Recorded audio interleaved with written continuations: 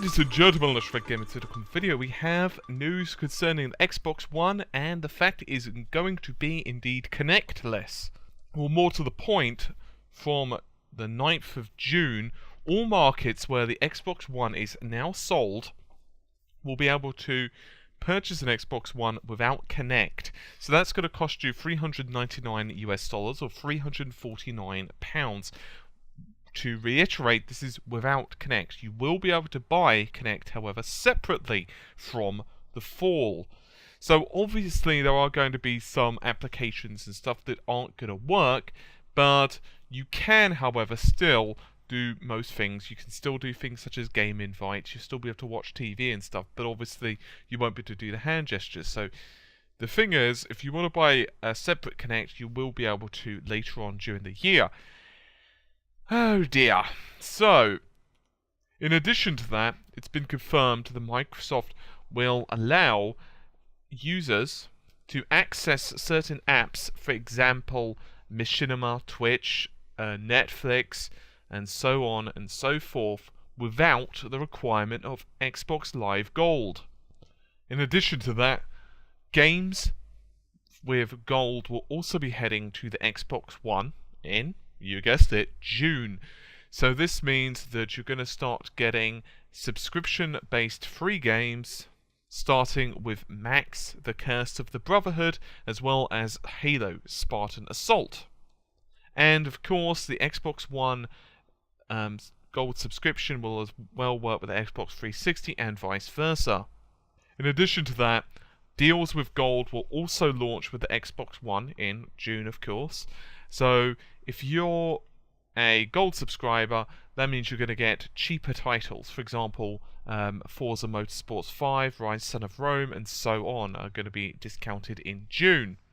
And indeed, they're actually stating that up to 75%, 50-75%, will be available for the coming months, along with a virtual VIP room exclusive for Xbox Live Gold members.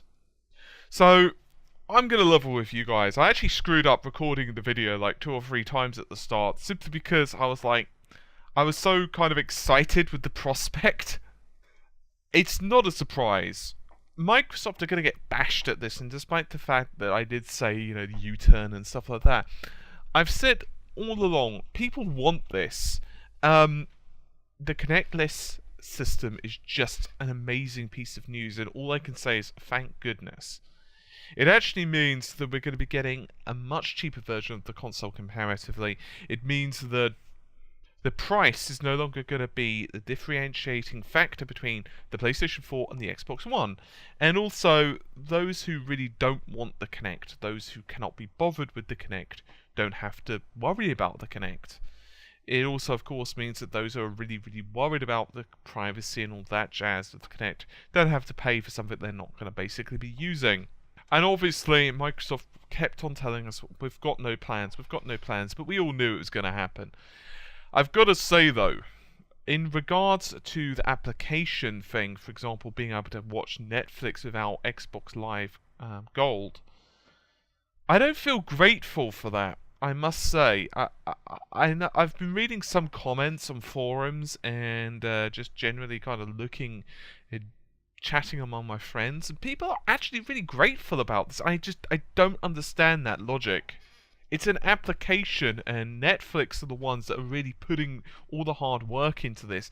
Microsoft aren't paying for your bandwidth in that respect, and I don't really like the content gate there. I never have, never will.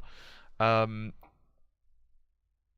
so I don't really feel that we should be grateful to Microsoft. At the same time, we should say, cool, you're fixing the issue, but I don't feel we should offer gratitude.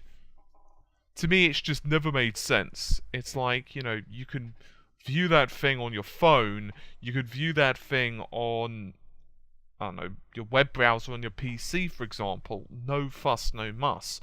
And yet, a small application on a console, for some reason I have to pay extra, that just doesn't sit well with customers, particularly when you consider that Microsoft are trying to push the Xbox One to be an all-round entertainment service. Now, I've said all of that, but I would also like to point out that I think this is fantastic news. I honestly feel this is amazing. I feel that with this and a strong E3 showing, and that's the key, because obviously this is coinciding rather nicely with E3, and that tells me Microsoft are, I'm going to go with confident at E3, and I'm personally hoping that they rock. I own a PlayStation 4 now, as regular viewers will know, but you know what? I'm going to be watching the Microsoft press conference and the Nintendo press conference very closely. And my statement to you guys has always been the same.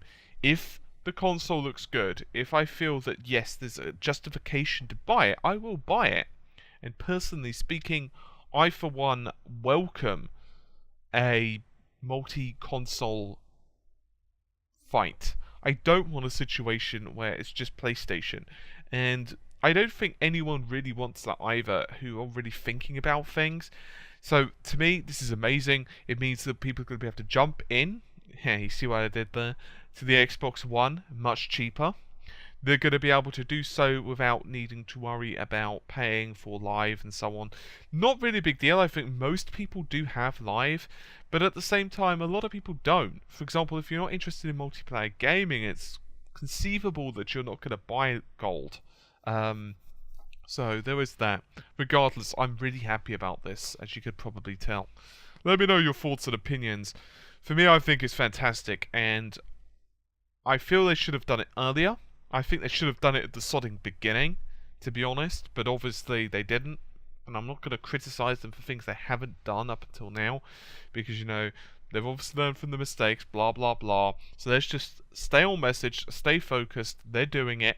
Great and fantastic in my personal opinion. Anyway, I'll see you soon. Take care, and bye for now.